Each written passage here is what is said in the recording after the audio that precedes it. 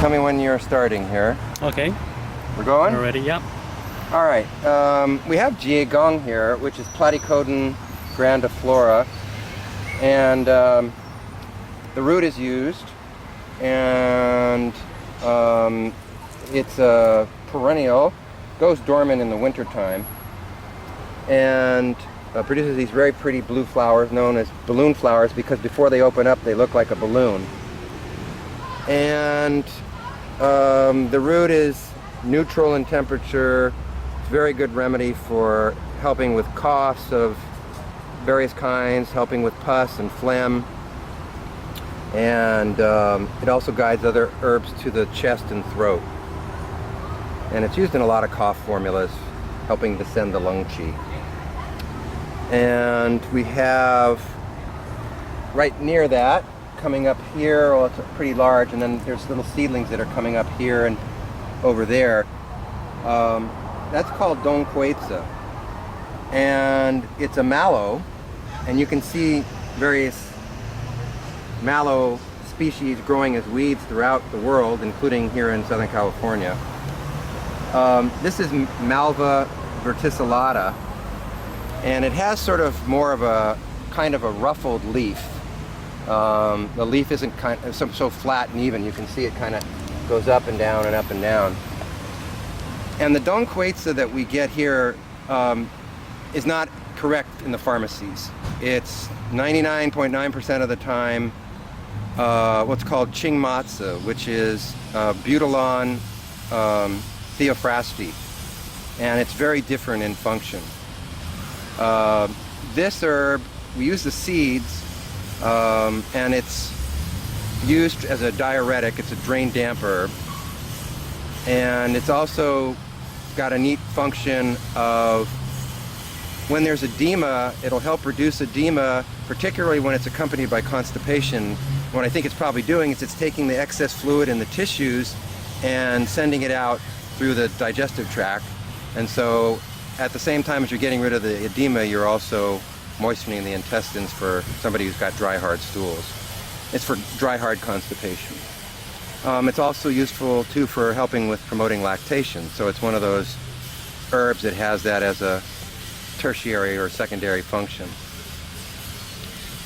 Also in this bed is two types of Mai Men Dong. The primary one is this one,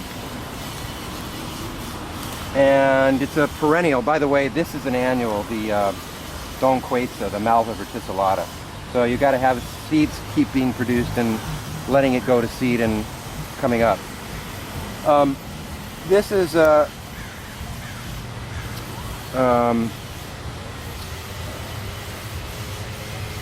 okay, so it's Mai Men Dong. It's boy, my brain is just so fried. Can't remember the Latin name now, and it's just escaping me. It'll come back to me in a minute. The tubers are used of this. It has these roots that go on down and fine roots, and then on the ends of them are tubers. You have to dig down a ways in some of these plants to find the tubers. And they use the tubers for medicine. It's a yin tonic, really good for heart yin, lung yin, stomach yin. For the heart, it's calming, helps with sleep, agitation, restlessness, insomnia. It's cooling herb. For the lungs, it's good for when there's lung yin deficiency and coughs with yellow phlegm. And for the stomach, it can be good for when there's stomach heat and a lot of thirst, possibly dry constipation. And so it moistens the intestines. It also can be used with other herbs for acid regurg when there's stomach heat. Ophiopogon japonicus. The other one here that's used for Mai Men Dong is a substitute. It's not really the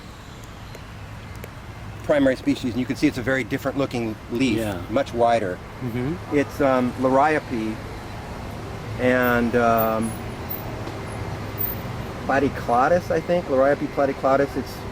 I can't remember the species name right now, but it's It's also called Coignet Mymendong. Coignet is wide leaf Mymendong. And it still has the properties, similar properties, but it's just not considered as effective. And again, it has the tubers that are attached to the fine roots that go down. It's a pretty ornamental. These both can be used. I mean, you've seen both of these probably in various garden plantings people have used in their front yards or whatever. They're ground cover. This one particularly is a ground cover when it runs. This particular clone came from Korea, actually. Really? And it's supposed to be one that it doesn't run, which is kind of why I got it. I'm not sure it's correctly identified. I hope it is.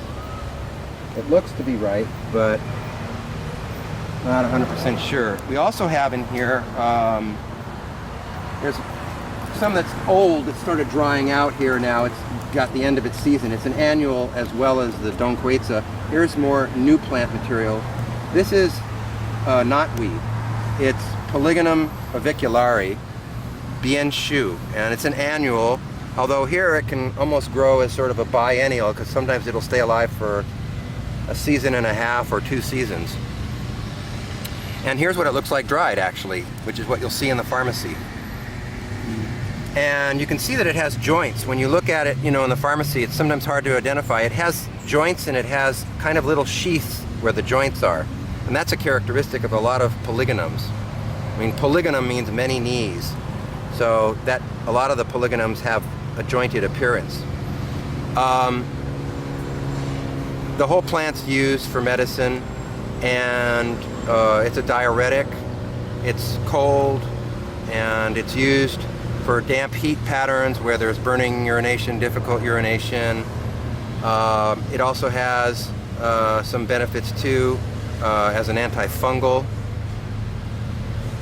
It can be used too as a minor herb, adjunct herb with helping with damp heat patterns related to stones, kidney stones, bladder stones. And we have over there a running plant. It's Dichondra. Anybody who's from the 60s probably recognizes that Dichondra. But this is also used in Chinese medicine. And we have 2 other plants that are over here that I'll show you that are more primary than this one. This one's called Ma Ti Jin. It's Dichondra, probably repens. And they use the above ground part of the plant. It's a perennial, and as I said, it runs. You can see the way it grows. It runs with these runners that go down maybe about, I don't know, 6 inches or so. And it has this shape. It's used as a remedy. I told you the name is Ma Ti Jin, but it's used for a primary remedy known as Jin Qian Sao, which is metal or gold coin herb, grass. And all the herbs that are used for this Jin Qian Sao, there's several, all have this similar shape, kind of this oval or rounded shape to their leaf. And they all grow in a running style, and they all grow in damp, shady areas. So there's something energetic clearly going on with that. And they're used for damp heat patterns, draining dampness, but particularly they're well known for helping with stones. Certain species that are used for this Jin Qian Sao are better for kidney stones, some are better for gallstones. So that's this one. We might as well look at the other ones that are used for that remedy here. So over here, this one's called Lian Qian Sao, also one of the ones used for Jin Qian Sao. And it's more used for kidney and bladder stones than the gallstones. Again, you can see that it's got that similar kind of shape to the leaf. It's a running plant, as you can also see here. And grows in shady areas, preferably moist areas.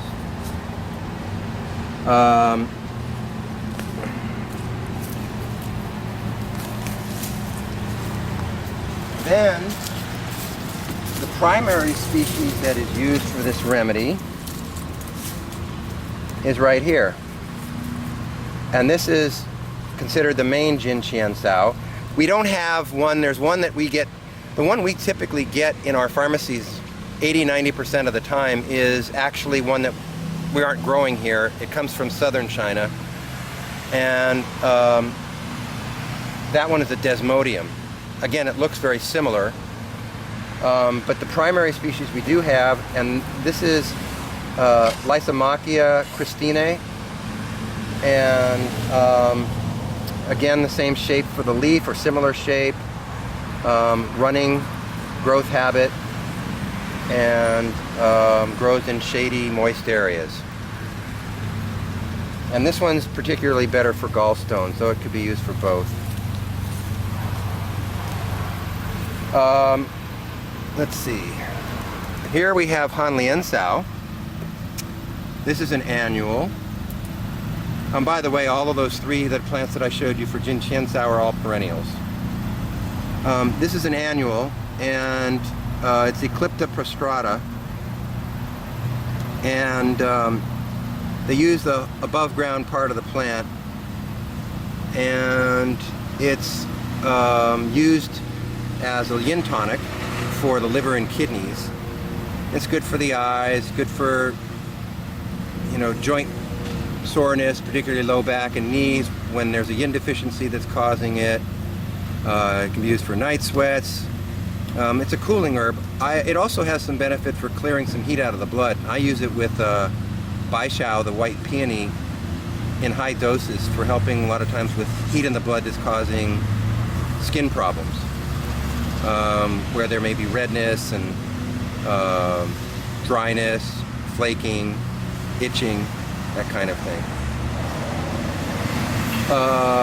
And one way you can identify it, this is one of those grassy herbs that you know, can be hard to identify when it's dried.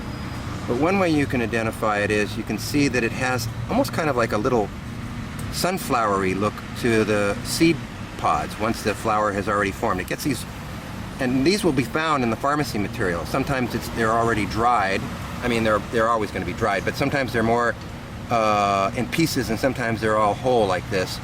And also, if you look really closely at the leaves and the stems, you would be able to see little white hairs on there. And when it dries, they almost look like little white threads or spots. So that's a way to identify it when it's dried material in the pharmacy. Let's see, what else is in here? Peony. This is Mudan Pi, and it's a perennial. It's a woody plant, goes dormant in the winter time, and this one is Peonia rockii Phoenix White, which, according to some peony expert from China, is supposed to be one of the peonies that's used for Mudan Pi. It's one of the correct ones. And we use the root, and all the peonies, they all are great herbs that act on the liver, act on the blood, act on yin. And Mudan Pi is a clear heat, cool blood herb, and it helps with treating heat in the blood that can cause bleeding and cause petechia under the skin, which is bleeding under the skin. It also is good for helping with cooling, moving the blood. So when there's blood stagnation problems, particularly related to gynecological issues, liver, of course, controlling the gynecological issues. So, because again, like I said, it works on the liver quite a bit. It also has some benefit for clearing heat and fire and cooling fire. So it can be used for some problems where there's like swollen sore throat and fire toxins in the skin, that kind of thing. It's a real useful herb. Okay, let's go over around the other way.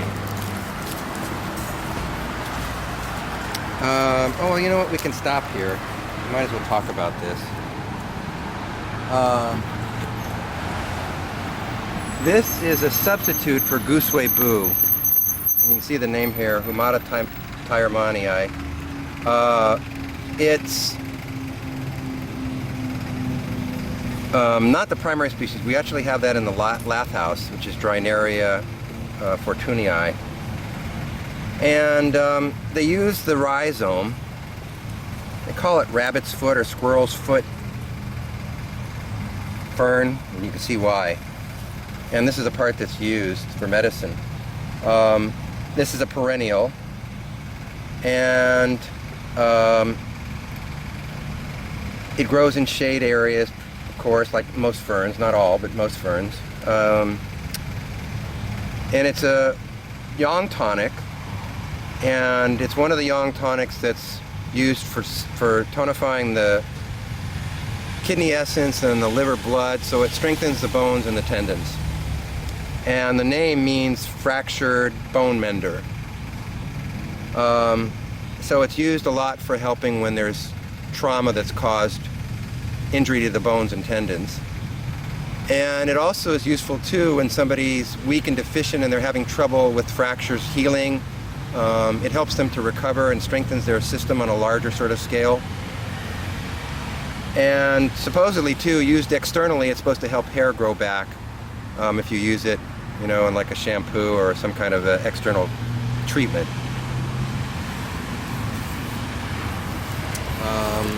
Okay, we can actually talk about, did we talk about Pugong Ying last time? I don't remember. No. Okay, so this is dandelion. It's supposed to be, I did put in here some that came from Beijing, and I think we kept it fairly pure, but I can't swear to that. This is Taraxacum. It's perennial. Dandelions are typically, especially the ones that are used for Pugong Ying as a primary species. Hopefully this is Mongolicum. That is what I put in here originally. And it's used as a clear heat relief toxin herb. And it's used for abscesses of the lungs, intestines, breasts, used for toxic sores, ulcers, carbuncles, boils, and it can be used also for urinary tract infections, where there's damp heat present, bladder infections. Also can be used very good for good use of promoting lactation. And that's kind of a doctrine of signatures idea, because you know it forms like this kind of a milk. Whenever you break it, it has a milky little sap. And I mean, you can use it externally too for clearing heat and toxicity. Very good herb, of course, obviously in Western and Chinese medicine, Western herbal medicine. This is mint. This is a perennial. Prefers growing in moist areas. It's looking kind of ragged right now. This mint I actually collected in Yunnan on a mountain area there, and it's a really nice mint. It should be Mentho haplocalyx, which is the main species used. And they use the above ground part of the plant, preferably just the leaves. The best quality is just the leaves for the remedy which is known as Guo He. And it's a cooling remedy. It's an acrid herb to relieve the surface for wind heat patterns. And it's great for sore throats and fever more than chills and some cough. Good for the eyes when there's redness and irritation with the eyes. It also helps vent rashes. It helps like measles that aren't fully expressed come up to the surface and bring them out. It also is good for helping with the liver qi stagnation. Helps when there's irritability and some gynecological problems related to liver chi stasis and flank pressure and distension. And it should be cooked the last few minutes of boiling herbs when you want to use it for relieving the surface. And it shouldn't be stored for so long like it typically is in the material that we get from China. The volatile oils tend to dissipate after a couple of years, so really should be used a lot fresher.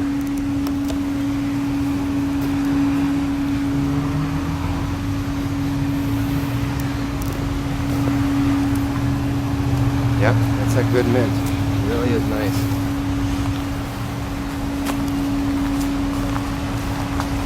And this is an annual plant known as Shixiansao. It's a wind damper. They use the whole above ground part of the plant. Again, the stuff that we typically get from China is Fangfengcao, which is Epimeridae indica, and it's a plant that's even in a different family. The Fangfengcao is a mint family plant. This is a Compositae or Asteraceae. And so we're not even getting the right plant, although Fangfengcao does have some benefits for wind damp treatment, but still it's not the same plant.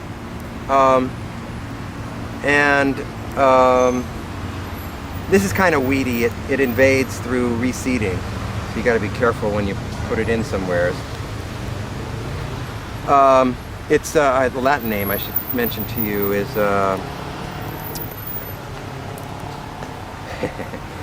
yeah, it's gonna be one of those days.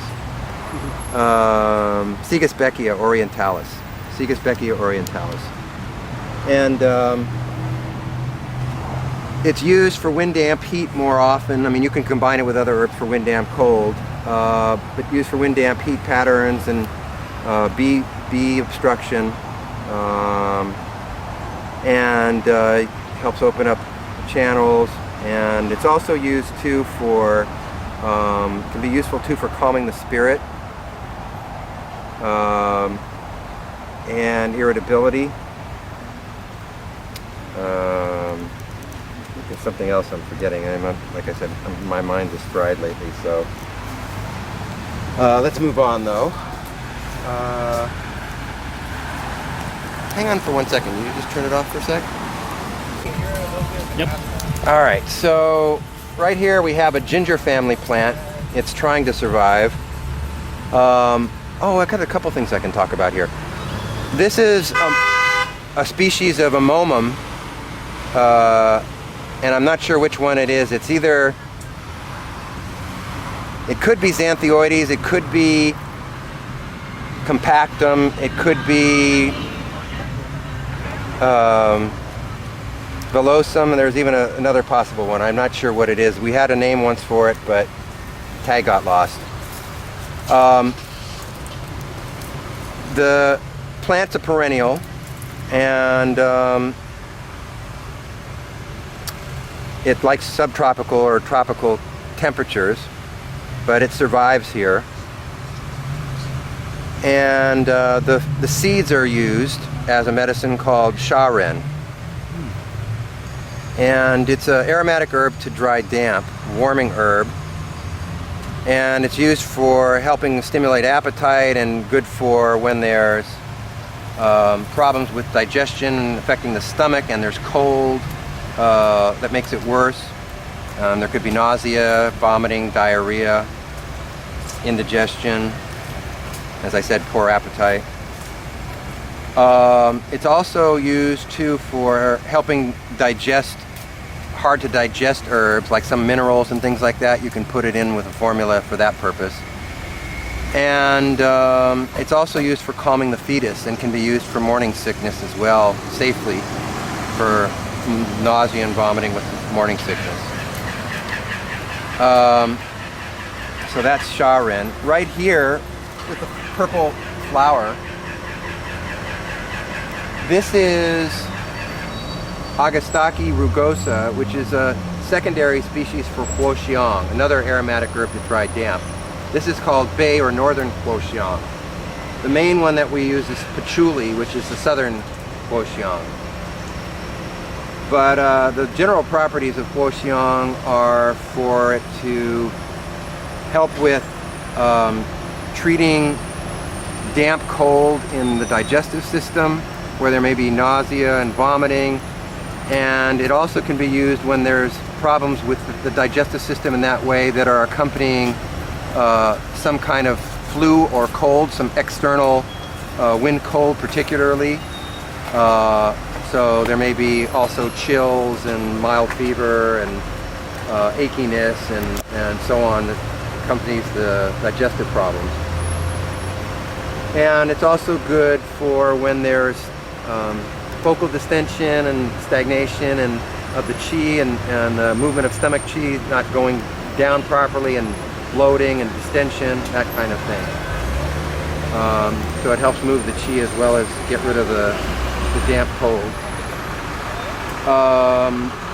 There's another herb here I can also talk about, and that's this one.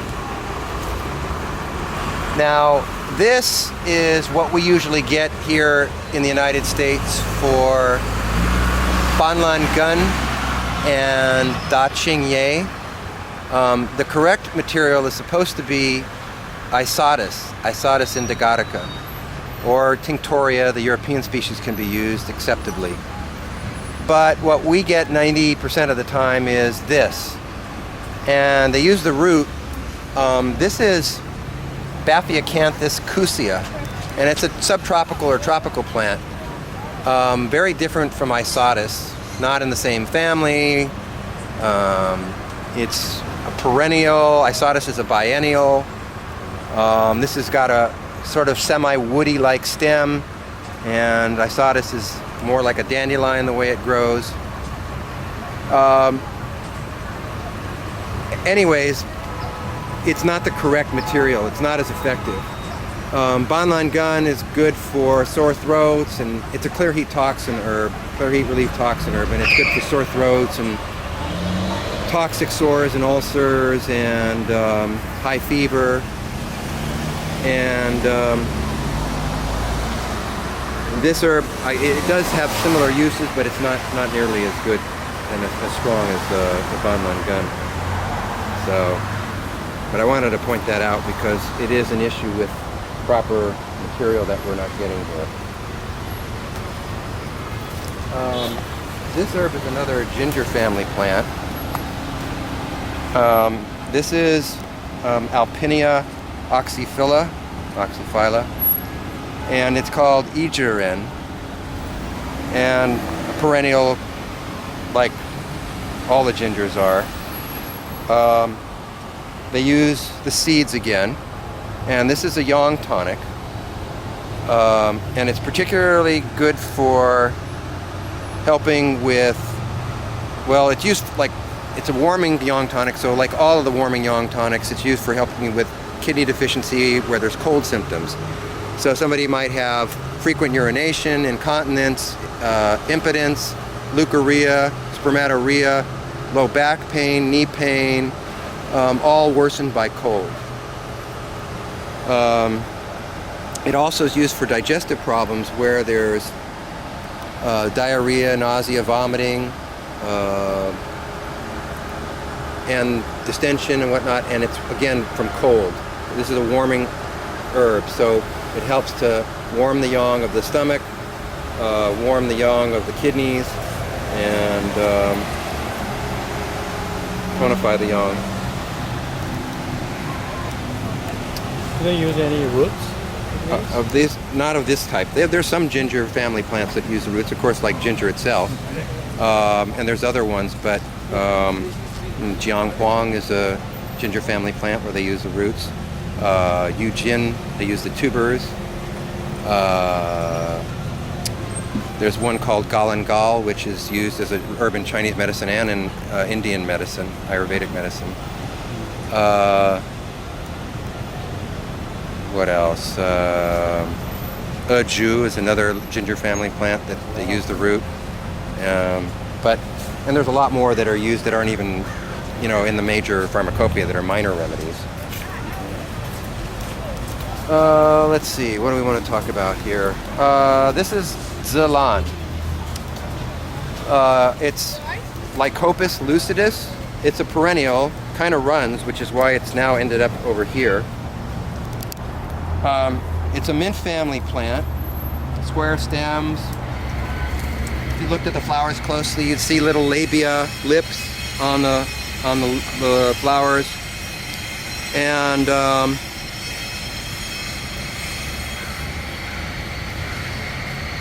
it does go dormant in the wintertime, though. It's not a woody plant. It's herbaceous.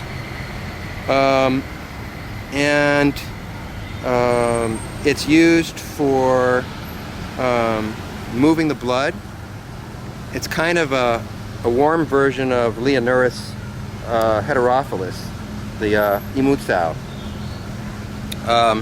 So it helps for liver problems where there's blood stagnation and a lot of gynecological issues, some trauma, masses. And it also has some benefit, just like imutsau, of being a diuretic too when you use enough of it. When there's edema present, it'll help get the edema out, clear it out through the urine. And they use the stems and leaves. There's a neat little plant here that we don't use anymore because it's an Aristolochia, and there's issues with aristolochic acid and possible damage to the kidneys. It's Ma Doling. This is Aristolochia debilis. You can see it's called pipewort, and the flowers are really unusual. Kind of look like a Dutch. They also call it Dutchman's pipe. This is actually a food too for swallowtail butterflies, by the way. And we used the seed pods. They form these big, oval type of seed pods that are used for stopping cough, helping with descending the lung qi.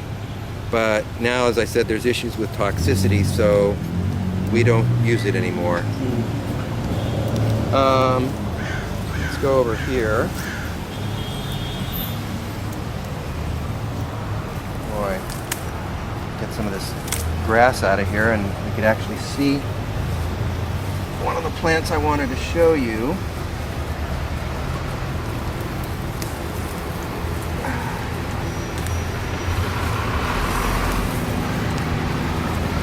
See the little pink flowers here? Mm-hmm.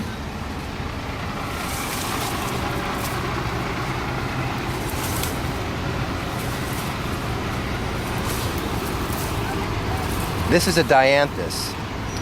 It's one of the main species. It's a wild form I collected in Shandong province. It's Dianthus chinensis, and it behaves as a perennial here. It can be an annual in other areas where it gets cold enough.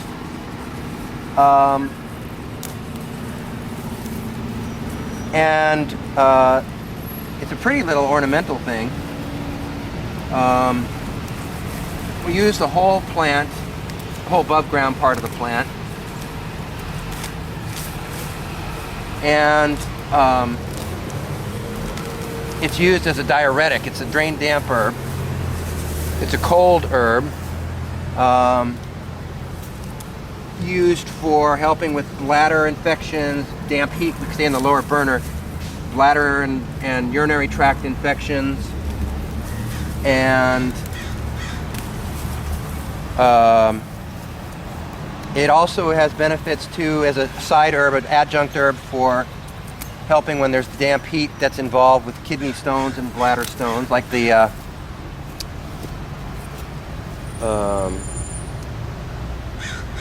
bienshu that I was talking about, the knotweed back there. And it's also used too for helping move the blood a little bit for menstrual problems where there's blood stagnation. It can be beneficial in that regard too. Okay, let's go on to this herb. This is Ziziphus. Now we have big ones over there that are Ziziphus jujuba, and that's the big red dates that you can eat that are used for food and medicine. The Dazao? The Dazao, Hongzao. But this is Ziziphus spinosa, or Jujuba variety spinosa. It's Swanzao Ren.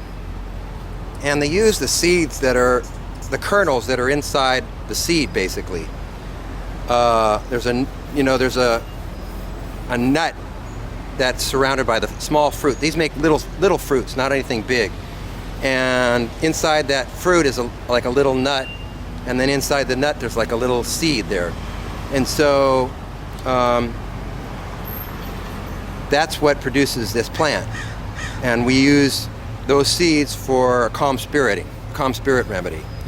And it's a pretty good remedy for calming the spirit. It helps nourish the yin and nourish the blood, the heart. It's neutral. It moistens the intestines because it's got a bunch of oils in the seed, so you got to be careful if somebody's already got loose stools. It's also good for helping when there's yin deficient sweating that's going on. It can help with reducing that. So is it more like yin tonic? It does have yin benefits, tonifying yin. Wow. Yeah. But Dazao is a yang tonic, right? Well, Dazao is basically a qi tonic. Dazao is a qi tonic and a blood tonic. Okay, yeah, you're right.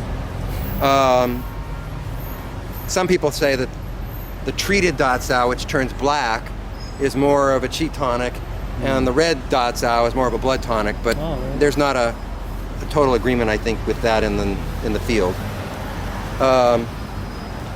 Okay, let's go on here. So, wow, this is getting moldy. I don't know what's going on. Or no, it's getting a little moldy, but it's also drying out. That's what's going on. It's not getting watered. This is Juhua. This is Bo Juhua. I collected this in Guozhou, which is in the province next to Jiangsu, and I can't remember which province that is anymore. My mind. Anyways, it's one of the plants that's used for the white chrysanthemum tea, the white chrysanthemum remedy, and that makes the tea typically when you talk about chrysanthemum flower tea. And it's used for the herb, that's the Bai Juhua. We use, of course, the dried flowers.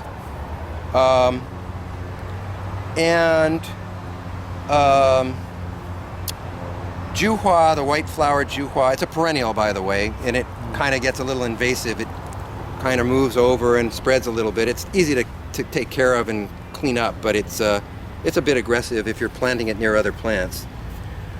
The white flower Juhua, it's great for treating wind heat. It's in the category of acrid herbs to release the exterior for wind heat. It is a cooling herb, and it's used for wind heat patterns where there's fever more than chills, and achiness, and some cough, and some sore throat, that kind of thing. And then it's used also for treating the liver. It can be used for liver wind patterns. It can be used for liver heat, wind heat, where there might be eye irritation. It's very good for the eyes. Helps clear the eyes of the wind heat. It can be used for headaches on the temples, irritability, red face, that kind of thing. Yeah. Now there's something interesting going on here, which I'm very surprised about. This is gualo. And it almost looks like we have fruit forming on this. Wow. I would actually say we do. And I didn't think we had male and female plants. I thought we just had one plant. Because you need a male and female in gualo. There are separate sexes on the plants. Right. I think So- that's what you mentioned last week. I did mention last this? time, yeah, I think so. Yeah. Well, we've got gualo actually forming. So apparently there's somewheres here where Yeah. we've got both sexes. I don't know where the other one is. But yeah, I'm gonna have to tell Ingrid about this. We've got a bunch of fruits forming on here. Little ones here, this big one here. There's another little one. Some of them are not looking too good. I think the plant's getting dried. I'm going to have to get Ingrid to get the watering crew to be really diligent because we don't want to lose these fruits. It's a pretty neat thing to have happen here. There's one here that just broke. Yeah, looks like everywhere. Yeah, there's a bunch of them. Gualo, we might as well talk about it. Gualo is a herb phlegm, stopping cough. It's a cooling herb, cold herb, bitter cold, and it's used therefore more often for phlegm heat, although it can be combined with other herbs for phlegm cold. The fruit is used, the whole fruit with the seeds. Although you can use just the seeds, which is Gualo Ren. The whole fruit is called Chuen Gualo. And the outer part of the fruit is called Gualopi. Altogether, the whole fruit with the peel and the seeds and the flesh of the fruit, that's generally going to help with phlegm heat in the lungs, cough, with yellow or green phlegm, helps open up the lungs and descend the lung qi. Can be used for that tight sensation when somebody's got a chest cold or bronchitis. And it also has some benefit too for constipation where there's dry stools because the seeds can moisten the intestines. So if you use the seeds more, then you're going to get more moistening effect, and it'll help more with dry cough and help with intestinal dryness. If you use the peel, the outside part of the fruit, thanks, it will help more with opening up the chest and descending the lung qi, dispersing the lung qi. Okay, let's hang on a second here. Let's take a break. I want to call Ingrid about this.